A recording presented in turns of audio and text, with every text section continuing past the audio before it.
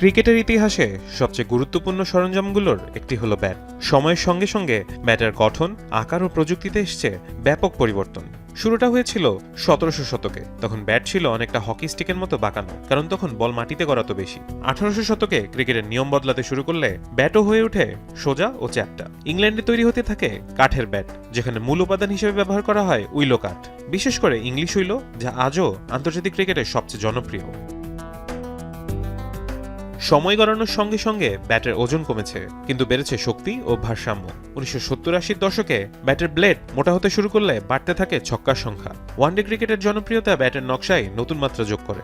টি-20 যুগে এসে ব্যাটে যুক্ত হয় আধুনিক প্রযুক্তি, প্রেসিং টেকনিক, বড় সুইট স্পট ও হালকা হ্যান্ডেল। আজকের ব্যাট দিয়ে কম পরিশ্রমে বেশি শক্তিশালী শট খেলা সম্ভব। তবে ব্যাট যতই আধুনিক হোক, শেষ পর্যন্ত ব্যাটসম্যানের দক্ষতায় নির্ধারণ করে রান। ক্রিকেট ব্যাটের এই বিবর্তন আসলে ক্রিকেটের গতিময় পরিবর্তনেরই প্রতিচ্ছবি। ক্রিকেট এখন ছক্কার ছড়াছড়ি, মাঠ ছোট হয়েছে, রান বেড়েছে, আর দর্শকদের মনে প্রশ্ন, এর পেছনে কি একমাত্র দায়ী আধুনিক ব্যাট? 2017 সালে এমসিসি যখন ব্যাটের আকারে কড়াকড়ি আরোপ করে, তখন আলোচনায় আসেন ডেভিড ওয়ার্নার। তার বিশাল আকৃতির ব্যাট নিয়ে সমালোচনার জবাবে তিনি বলেছিলেন, নিয়ম বদলালেও বল কিন্তু একই দূরত্বে যাচ্ছে। সময় গড়ানোর সঙ্গে সঙ্গে ব্যাট হয়েছে মোটা, চওড়া ও খানিকটা বাঁকা। অনেকে মনে করেন এর ফলে ব্যাটের মাঝখানের সুইট স্পটও বড় হয়েছে। সুইট স্পট সেই জায়গা যেখানে বল লাগলে কম কম্পন হয় আর সবচেয়ে বেশি গতি পায় বল। তবে ব্যাট প্রস্তুতকারক ও কোচদের মতে সুইট স্পটের আকার খুব বেশি বাড়ানো সম্ভব নয়। ব্যাটের প্রস্থ নয়, আসল বিষয় হলো ব্যাটের ভরের ভারসাম্য আর ব্যাটারের সুইং ডাইনামিক্স। ব্যাটের দাম বৃদ্ধি পাওয়ায় অবৈধ ব্যাটের নিয়মে পরিবর্তন আনছে মেরিলেবোন ক্রিকেট ক্লাব। ক্রিকেট ব্যাটের ল 5.8 ধারায় ব্যাটারের ক্যাটাগরি নির্ধারণে আসছে গুরুত্বপূর্ণ পরিবর্তন। এমসিসি জানিয়েছে 2026 সালের 1 অক্টোবর থেকে কার্যকর হতে যাওয়া নতুন আইনে অনুমতি দেওয়া হবে লেমিনেটেড ব্যাট ব্যবহারের, যেগুলো পরিচিত টাইপ ডি ব্যাট নামে। এই ব্যাটে ব্যবহার করা যাবে সর্বোচ্চ 3টি কাঠের টুকরো।